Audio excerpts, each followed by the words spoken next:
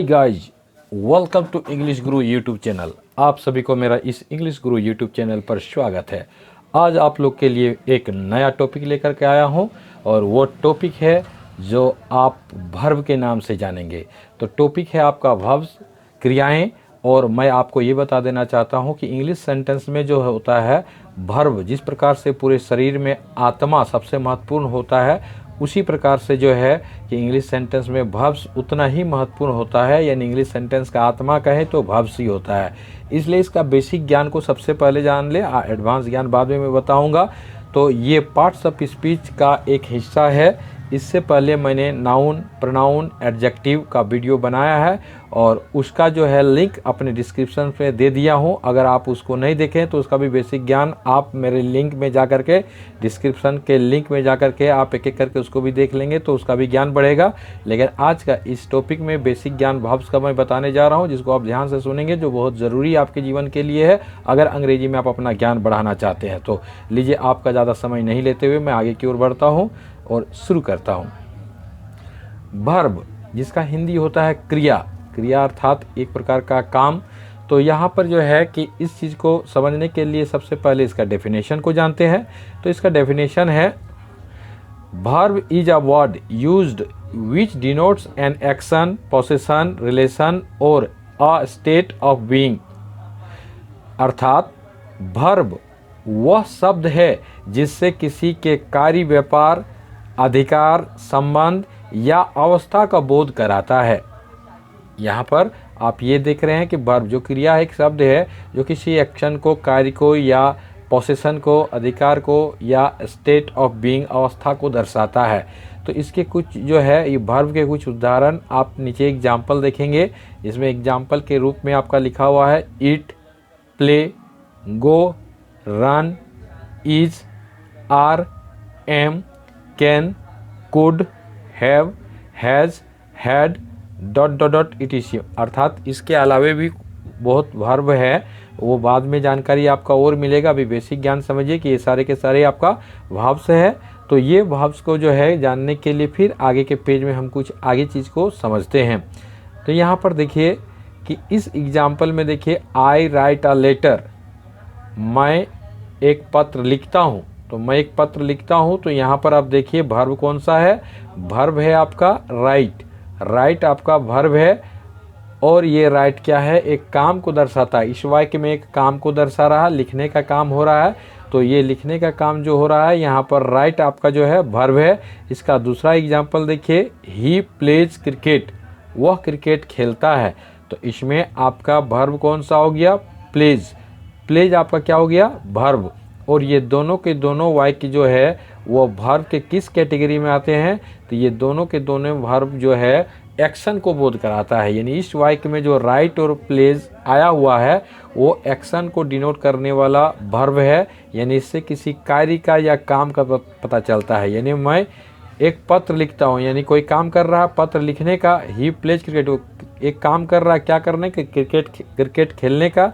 तो इस तरह से ये एक्शन को बोध करा रहा है। इसके बाद एग्जाम्पल नेक्स्ट में चलते हैं। नेक्स्ट में है आई हैव अ कार।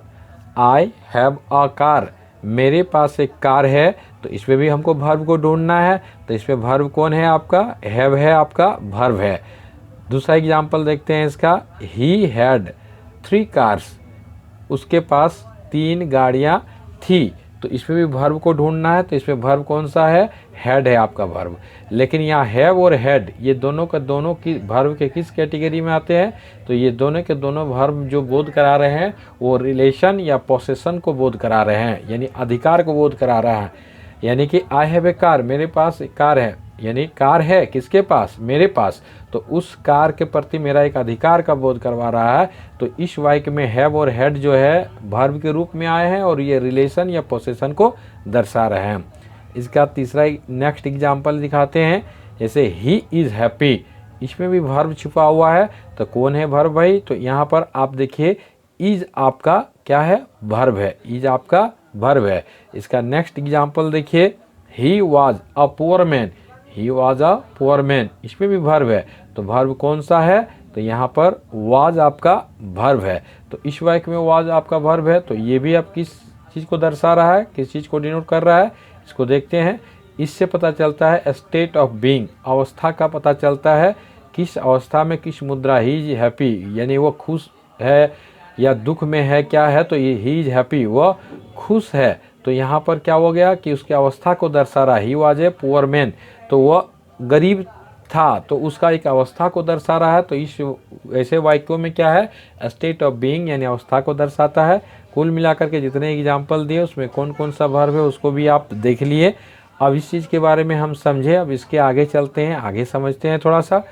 इसके आगे है काइंड्स ऑफ वर्ब यानी क्रिया के प्रकार। तो क्रिया के प्रकार को जानने के लिए जो है हम आपको जो है कि कितने प्रकार की क्रिया है, तो बहुत ग्रामर में अलग अलग तरह के अलग अलग नाम रखे गए हैं, लेकिन आज मैं बेसिक ज्ञान को बताऊंगा। यानी आपका जो है कि यहाँ पर काइंड्स ऑफ वर्ब के अंतर्गत में क्या मैंने रखा है उसको देखिए पहले। यानी पहला वन मेन वर्ब, प्रधान क्रिया या मुख्य क्रिया इसको बोलते हैं। दूसरा में हेल्पिंग वर्ब, सहायक क्रिया या मुख्य क्रिया है। अब सवाल उठता है कि बहुत सारी किताबें में बहुत तरह के नाम दिए हुए हैं, वर्ब के प्रकार का अलग अलग नाम है। कहीं ट्रांजिटिव वर्ब, इंट्रांजिटिव वर्ब, कहीं मेन वर्ब, ऑक्सिलरी वर्ब, कहीं regular verb, irregular verb, strong verb, weak verb, इस तरह बहुत नाम है। लेकिन हम अभी आपका चर्चा कर रहे हैं मेन वर्ब और हेल्पिंग वर्ब यानी मुख्य क्रिया यानी प्रधान क्रिया, और हेल्पिंग वर्ब मीन्स सहायक क्रिया। तो इसी को थोड़ा सा चर्चा किए हैं। जैसे जैसे आगे मेरा वीडियो में बने हुए रहिएगा, वर्ब पर और डिटेल से वीडियो बनाऊंगा जिससे आपका वर्ब का ज्ञान और बढ़ेगा। तो चलते हैं, अब इसके आगे हम बताते हैं कि इस वर्ब को एक एक करके समझते हैं। अब यहाँ पर पहला है main verb. Main verb means प्रधान क्रिया या मुख्य क्रिया। अब इसको समझते हैं, पहले इसका डेफिनेशन को समझते हैं। द वर्ब्स यूज्ड अलोन और together with helping verbs are called main verbs. अर्थात जो क्रिया किसी वाक्य में अकेले या सहायक क्रिया के साथ आती है वह मेन वर्ब कहलाती है। अब इसका एग्जाम्पल में आपको समझाएंगे। इसका जो है एग्जाम्पल में क्या क्या है, गो, प्ले, रन, डांस। गो मीन्स जाना, प्ले मीन्स खेलना, रन मीन्स दौड़ना, डांस मीन्स नाचना। तो ये किसी सेंटेंस में अकेले भी आएंगे तो मेन वर्ब है, और किसी सेंटेंस में हेल्पिंग वर्ब के साथ भी आएंगे तो ये मेन वर्ब कहलाएंगे। तो एग्जाम्पल में देखिए, जैसे आई गो टू मार्केट, देखिए यहाँ अकेले आई गो टू मार्केट, गो का इस्तेमाल हुआ, इससे पहले कोई हेल्पिंग वर्ब नहीं है। तो आई गो टू मार्केट, मैं बाजार जाता हूँ, तो मैं बाजार जाता हूँ, इसमें वर्ब कौन है, तो वर्ब आपका गो है, मेन वर्ब। वर्ब में से कौन वर्ब है, ये हेल्पिंग वर्ब है या मेन वर्ब है, तो मेन वर्ब है। क्यों, क्योंकि इस वाक्य में मेन वर्ब को एक एक्शन का बोध करा रहा है, एक कार्य का बोध करा रहा है। यहाँ पर जो है ये मेन वर्ब के रूप में आया हुआ है। दूसरा एग्जाम्पल में देखते हैं, ही इज प्लेइंग क्रिकेट। अब इसमें दोनों तरह का वर्ब इसमें है, और दोनों तरह का वर्ब में से मेन वर्ब कौन है, प्लेइंग है। तो प्लेइंग आपका क्या है, main verb. He is playing cricket यानी वह क्रिकेट खेल रहा है। देखिए इसमें इज जो है आपका, इज भी आपका वर्ब है, लेकिन वो इज जो है हेल्पिंग वर्ब के रूप में है। प्लेइंग का सहायता करने के लिए इज लगा हुआ है, इसलिए इज को अगर सर्च कीजिएगा तो इज यहाँ पर आपका क्या हो जाएगा, हेल्पिंग वर्ब हो जाएगा, सहायक क्रिया हो जाएगा, और प्लेइंग आपका क्या हो जाएगा, मेन वर्ब हो जाएगा, मुख्य क्रिया हो जाएगा। तो इन दोनों वाक्यों में गो आपका मेन वर्ब है और प्लेइंग आपका मेन वर्ब है। नीचे वाले एग्जाम्पल 2 में देखेंगे तो इज भी वर्ब है, लेकिन वो मेन वर्ब नहीं बल्कि वो हेल्पिंग वर्ब है। इस सेंटेंस में वो क्या है, हेल्पिंग वर्ब है। तो अब चलते हैं इसके आगे, हेल्पिंग वर्ब के बारे में चर्चा करते हैं। हेल्पिंग वर्ब मीन्स होता है सहायक क्रिया। सहायक क्रिया, तो इसको जानने के लिए डेफिनेशन को जानेंगे। A helping verb is one which helps the main verb to form a tense, voice, mood etc। अर्थात जो क्रिया टेंस, वॉइस, मूड इत्यादि के निर्माण में प्रधान या मुख्य क्रिया की सहायता करती है वह हेल्पिंग वर्ब कहलाती है। अब यहाँ पर देखिए एग्जाम्पल में आपको समझते हैं। एग्जाम्पल में देखिए, is, are, am, was, were, have, has, had, do, does, did, shall, will, should, would, can, may, could, might, must, ought to, use to, need and dare, ये सारे के सारे क्या है, हेल्पिंग वर्ब है, सहायक क्रिया है। अब ये सहायक क्रिया को आपको याद कर लेना है। अब चलते हैं एग्जाम्पल से समझाते हैं। I am reading a book, मैं एक किताब पढ़ रहा हूँ। तो यहाँ पर हेल्पिंग वर्ब कौन है, तो हेल्पिंग वर्ब आपका एम है। हेल्पिंग वर्ब कौन है? एम, यानी यह किसका सहायता पहुंचा रहा है? रीडिंग का। रीडिंग यानी पढ़ना का सहायता पहुंचाने वाला हेल्पिंग वर्ब है। तो यहाँ रीडिंग हो जा रहा है मेन वर्ब और एम आपका क्या हो जा रहा है? Helping verb. तो हम लोग हेल्पिंग वर्ब वाला पढ़ रहे हैं, इसलिए यहाँ पर एम को हम सर्च किए हैं कि ये हेल्पिंग वर्ब कौन है, तो एम है हेल्पिंग वर्ब आपका। अब आगे चलते हैं, ही विल गो, वह जाएगा। तो इसमें भी हेल्पिंग वर्ब कौन है? विल है। विल आपका क्या है? हेल्पिंग वर्ब है, जो गो का सहायता कर रहा है। गो को सहायक क्रिया के रूप में प्रयोग किया गया है विल, यानी गो के लिए प्रयोग किया गया है विल। तो यहाँ विल क्या हो गया?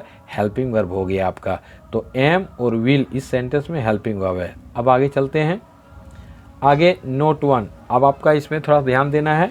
यदि किसी वाक्य में एक ही क्रिया वर्ब हो तो वह क्रिया यानी वर्ब जो मेन वर्ब के रूप में होता है। अगर कोई सेंटेंस रहेगा और उस सेंटेंस में जो है कि अगर एक ही वर्ब रहेगा तो समझ लेना है कि वो ही मेन वर्ब बन जाता है। एग्जाम्पल में देखिए, ही इज़ अ बॉय। देखिए अभी कुछ देर पहले हम आपको बताए थे कि इज हेल्पिंग वर्ब है, लेकिन इज मेन वर्ब भी हो सकता है। कब? जब उसके बाद कोई मेन वर्ब, किसी मेन वर्ब नहीं आए और किसी का सहायता न पहुंचा करके खुद ही वो वर्ब का काम करने लगे, तो वो अकेले रह करके वो मेन वर्ब भी बन सकता है। तो ही इज़ अ बॉय, यहाँ इज किसी का सहायता नहीं पहुंचा रहा है बल्कि अवस्था को बता रहा है। तो इस जगह पर इज जो है आपका, इज आपका हेल्पिंग वर्ब ना होकर के मेन वर्ब है। इस जगह पर इज आपका मेन वर्ब है, हेल्पिंग वर्ब नहीं, क्योंकि अकेले है। दूसरे वाक्य में देखिए, ही इज डांसिंग। अब यहाँ पर देखिए ही इज डांसिंग, तो इज भी और डांसिंग भी है, तो इज डांसिंग का सहायता कर रहा है। तो यहाँ पर फिर इज आपका क्या हो जाएगा? इस जगह पर इज आपका हेल्पिंग वर्ब हो जाएगा और डांसिंग आपका मेन वर्ब हो जाएगा। तो इस तरह से इसको समझे। अब चलते हैं इसके आगे पेज पर, देखते हैं नोट 2 में। यदि किसी वाक्य में दो या दो से अधिक भाव एक साथ प्रयुक्त हो, यानी कोई वाक्य रहेगा और उसमें दो गो वर्ब रहेगा या दो से अधिक वर्ब रहेगा, तो सबसे अंत में आने वाला वर्ब मेन वर्ब कहलाता है। तो जो उस वाक्य में सबसे अंत में वर्ब आएगा वही वर्ब आपका मेन वर्ब कहलाएगा। तो इसको एग्जाम्पल में देखते हैं, आई हैव बीन रीडिंग, यानी मैं पढ़ता रहा हूँ। तो अब इस वाक्य में देखिए, have been reading, 3 go verb है। 3 वर्ब में से मेन वर्ब हेल्पिंग वर्ब कौन है के करके हम बताते हैं। देखिए यहाँ हैव है, तो हैव आपका पहले आ गया, ये हेल्पिंग वर्ब है। फिर बीन है, बीन आपका बीच में आया हुआ है, तो ये भी आपका हेल्पिंग वर्ब है। लेकिन रीडिंग को देखिए, रीडिंग आपका अंत में आया हुआ है, तो अंत में आया है तो ये आपका मेन वर्ब हो गया। यानी जो भी रहेगा वाक्य में अंत में 2-3 वर्ब आपको दिखाई दे तो अंतिम वाला वर्ब ही उसका मेन वर्ब होता है। तो इस तरह से यहाँ पर रीडिंग आपका मेन वर्ब हो गया। अब देखिए यहाँ पर हैव और बीन हेल्पिंग वर्ब है, लेकिन इसका नेक्स्ट एग्जाम्पल में फिर आपको दिखाते हैं। नेक्स्ट देखिए, I have been a teacher. अब यहाँ पर I have been a teacher, तो यहाँ पर अब 2 वर्ब है। अब 2 वर्ब में से मेन वर्ब कौन है, तो हम आपको बताएं कि जो अंतिम में वर्ब आता है वही मेन वर्ब होता है। तो इस वाक्य में देखिए, हैव पहले आया है तो हैव हेल्पिंग वर्ब है, लेकिन बीन इसके बाद आया है तो बीन इस जगह पर आपका मेन वर्ब हो गया। तो इस जगह पर मेन वर्ब, लेकिन इससे पहले वाले पेज में जो है आई हैव बीन रीडिंग कर रहे थे तो बीन बीच में आया तो हेल्पिंग वर्ब था, लेकिन अब इस वाक्य में बीन अंत में आया तो ये आपका मेन वर्ब हो गया और हैव आपका हेल्पिंग वर्ब हो गया। तो इस तरह से एक बेसिक, एक छोटा सा ज्ञान मैंने वर्ब के प्रति आपको बताया। अगर आप लोग को मेरा ये वीडियो समझ में आ रहा है और लग रहा है कि कुछ अच्छा चीज़ बताया जा रहा है, तो प्लीज़ आप लोग से यही रिक्वेस्ट है कि लाइक करना आप लोग भूल जाते हैं, कम से कम लाइक कर दीजिए। सब्सक्राइब करने का मन करे तो करना, नहीं तो लाइक भी तो आप कर सकते हैं। और अगर ज़्यादा अच्छा लगे तो सब्सक्राइब करेंगे तो और अच्छी बात हो जाएगी। इसलिए अंत में इतना मेहनत का मेरा यही जो है, आपसे मैं यही चाहता हूँ कि अगर आप मेरी इस यूट्यूब वीडियो को आप लाइक कर रहे हैं, आपको अच्छा लग रहा है, तो सबसे पहले आप जो चैनल को सब्सक्राइब नहीं किए सब्सक्राइब करें, फिर बेल आइकन को प्रेस करें, उसके बाद लाइक करें, कमेंट करें और शेयर करें। Thanks for watching.